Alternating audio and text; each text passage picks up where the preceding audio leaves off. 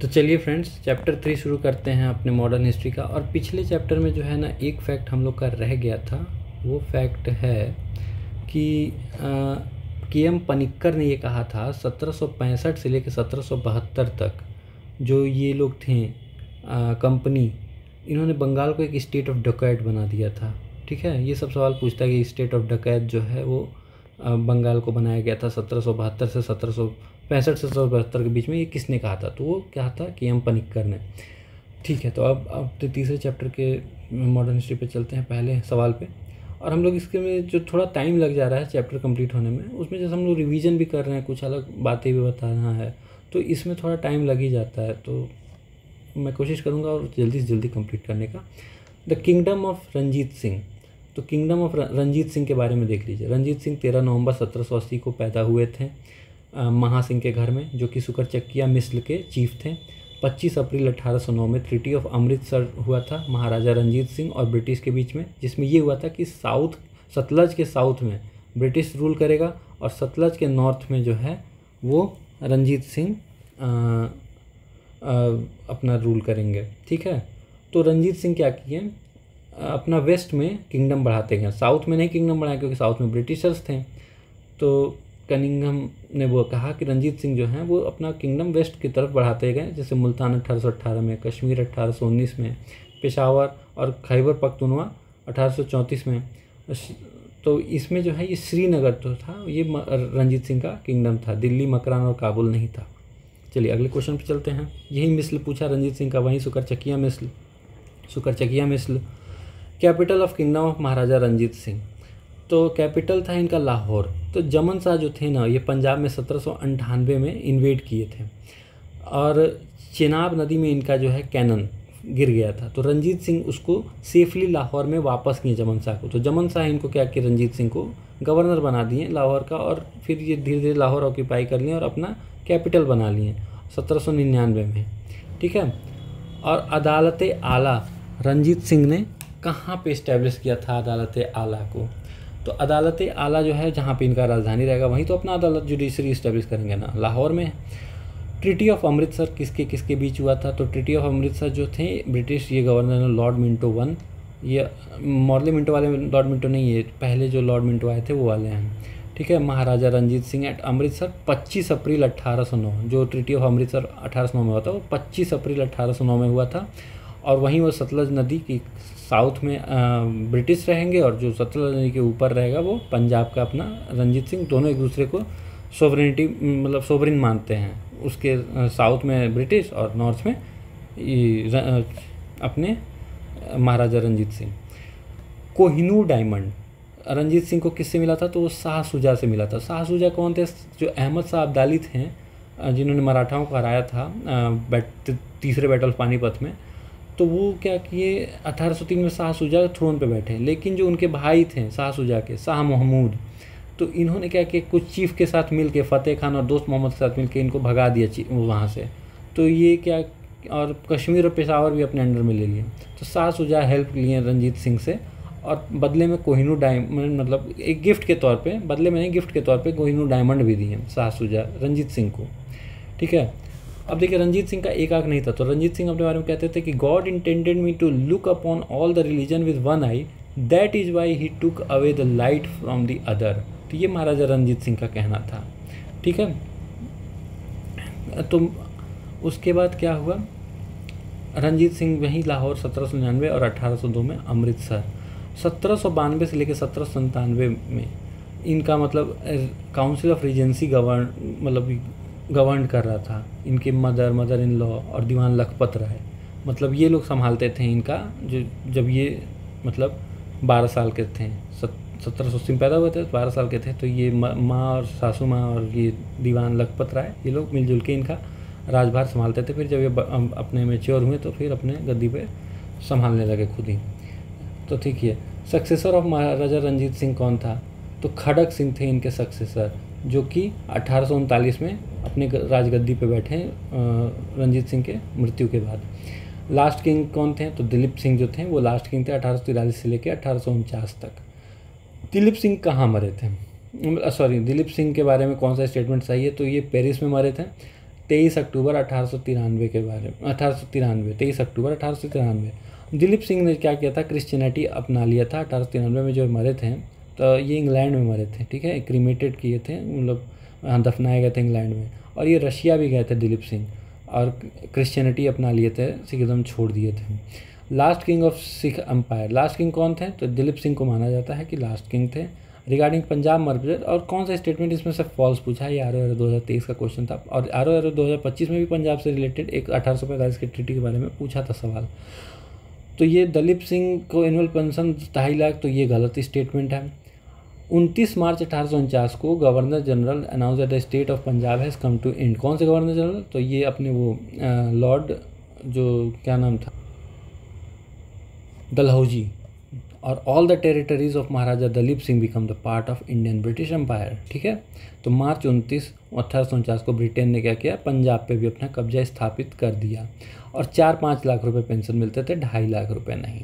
Not a member of board of 3 to administer the state of Punjab. तो इसमें क्या है, HM एलियट भी नहीं थे, रॉबर्ट मोंटोगोमेरी भी नहीं थे। Lord Dalhousie appointed board of 3 triumvirs to manage the affairs of Punjab on 29 March 1849। Henry Lawrence उसके प्रेसिडेंट थे।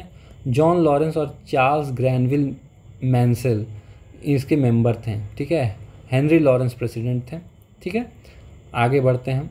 Who emerge the victorious first Anglo Mysore war. First Anglo Mysore war सबको पता है, हैदर अली ने ब्रिटेन को हरा दिया था। सोचिए, ब्रिटेन के पास बंगाल आ गया था, सब कुछ आ गया था, उसके बाद भी हैदर अली ने ब्रिटेन को हरा दिया था। उसी वक्त हरा के बाहर भेज दिया होता तो फिर शायद इतना साल का राज नहीं चलता।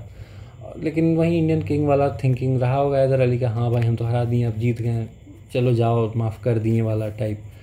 तो फिर बाद में वही जैसे पृथ्वीराज चौहान ने माफ़ कर दिया था गोरी को, वैसे ही हैदर अली ने माफ़ कर दिया ब्रिटिशर्स को, माफ़ किया तो फिर बाद में ब्रिटिशर्स फिर ताकत लेके आए और इनको साफ़ ही कर दिए, फिर हैदर अली का भी साम्राज्य ख़त्म कर दिए थे। तो वही ट्रीटी ऑफ मद्रास जो था ये अप्रैल 1769 में इंग्लैंड वाले ट्रीटी करके अपना साइन कर लिए। सब हार गए थे सब, तो कि छोड़ दो भैया हम लोगों को। और उसके बाद क्या हुआ, हैदर अली अपना साम्राज्य बढ़ा लिया। मैंगलोर 1768 में, मद्रास 1769 में अपना, और उसके बाद ट्रीटी ऑफ मद्रास साइन हो गया। फिर हैदर अली के कंडीशन पे साइन हुआ था, ठीक है। फिर मॉडर्न आर्मरी इन डिंडीगुल मैसूर 1755 में, तो ये हैदर अली ने ही किया था। 1742 में क्या हुआ था, Venkat Rai leadership conquered Dindigul Mysore army, ठीक है। 1755 में मैसूर किंग जो है हैदर अली को डिंडीगुल भेजें टू हैंडल द सिचुएशन। तो हैदर अली डिंडीगुल में रिवोल्ट हो गया था। Haidar Ali occupied Dindigul and converted this fort to sepoy post. Later on become the ruler of Mysore. In 1777 Haidar Ali appointed Purshana Mir Sahab as the governor of Dindigul, ठीक है। तो ये हुआ था, डिंडीगुल की कहानी ये है। तो वैसे ही मॉडर्न आर्मरी 1755 में डिंडीगुल में इस्टेब्लिश किया गया था हैदर अली के साथ, हैदर अली के द्वारा। हैदर अली इन वार ऑफ पोर्तो नोवो, किसको डिफीट किया था, कौन डिफीट किया था हैदर अली को, वार ऑफ पोर्तो नोवो, तो आयरकुट। तो वार ऑफ पोर्तो नोवो तो हुआ था, ये दूसरे एंग्लो मैसूर वार में हुआ था।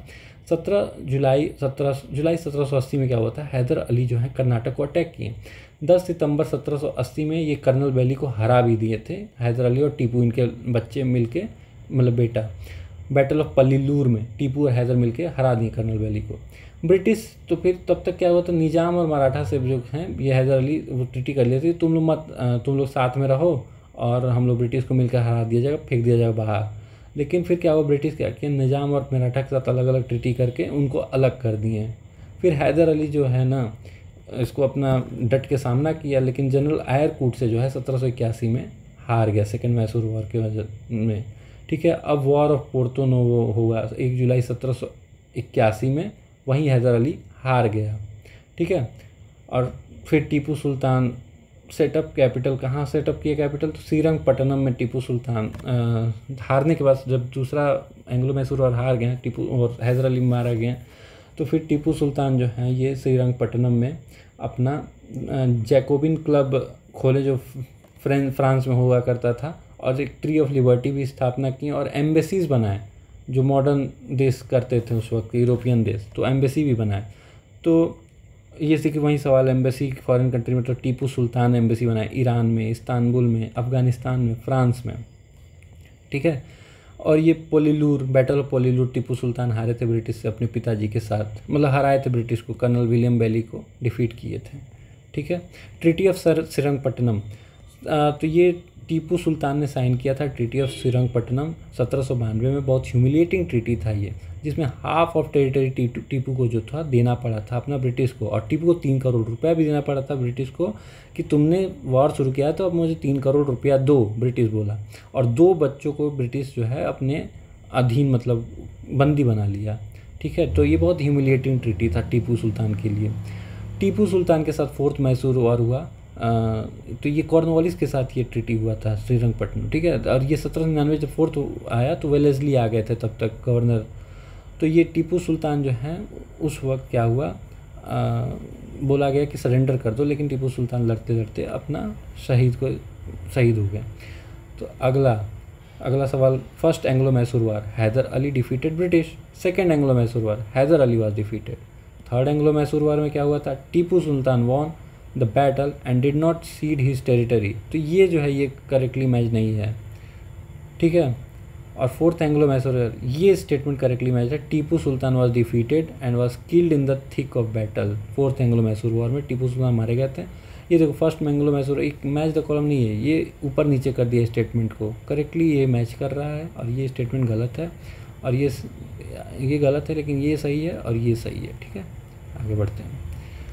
तो वही चीज़ इसमें दिया है, फर्स्ट एंग्लो मैसूर वॉर 4 अप्रैल 1769 को ट्रीटी ऑफ मद्रास हुआ, और इसमें जो है टीपू सुल्तान के टर्म पे साइन हुआ। ट्रीटी ऑफ मैंगलोर हुआ सेकेंड एंग्लो मैसूर वॉर में, जो मतलब काफ़ी हद तक वो मारे गए आप हैदर अली और टीपू सुल्तान के साथ हुआ था। थर्ड एंग्लो मैसूर वॉर में तो पूरा ह्यूमिलेटिंग ट्रीटी साइन हुआ था टीपू सुल्तान के साथ। और फिर 4 मई 1799 को तो टीपू मतलब मारे ही गए, फिर उनका पूरा राज्य ही ले लिया गया, श्रीरंगपट्टनम वगैरह सब हटा दिया गया, और फैमिली जो थी टीपू की वो वेल्लोर में वो बंदी बना लिया गया सबको। ट्रीटी ऑफ इलाहाबाद सबको पता ही है 1765। ट्रीटी ऑफ सालबाई 1792 मराठाओं के साथ। ट्रीटी ऑफ मैंगलोर ये मैसूर में हुआ, सेकेंड मैसूर वॉर 1784 में हुआ था treaty of Mangalore. Treaty of Madras first Mysore war 1769। Begum Samru के बारे में, तो ये Sardhana, most eminent church at Sardhana construct की थी, मतलब चर्च एक बनाई थी। बेगम समरू के बारे में क्या, सरदाना कहाँ है, तो मेरठ में। यूरोपियन वाल्टर जोसेफ रेनहार्ट सिबर्टल हस्बैंड थे बेगम समरू के, और इन्होंने मिलिट्री सर्विस दिया था कई सारे स्टेट में। तो इम्प्रेस ऑफ सरदाना बनी बेगम समरू अपने हस्बैंड के डेथ के बाद। उसके बाद क्या हुआ, नॉट करेक्ट इसमें से बताना है। तो नॉट करेक्ट ये है, Ali Mardan Khan introduce the system of revenue farming in Bengal, तो ये गलत है, ठीक है। Maharaja Ranjit Singh set up modern foundries to manufacture cannons at Lahore, तो ये सही बात है। सवाई जय सिंह जो हैं वो Euclid's elements of geometry translated into Sanskrit, ये भी सही है। मतलब यूक्लिड्स का जो एलिमेंट्स ऑफ ज्योमेट्री है ये ट्रांसलेट किए थे संस्कृत में Sawai Jai Singh. Sultan Tipu of Mysore gave money for the construction of idol of goddess Sharada और श्रृंगेरी टेम्पल, ये भी स्टेटमेंट सही है। ये अली मर्दान खान जो हैं ये गलत है बस स्टेटमेंट, ठीक है। और ये जो क्रेडिट है मुर्शिद कुली खान को जाता है।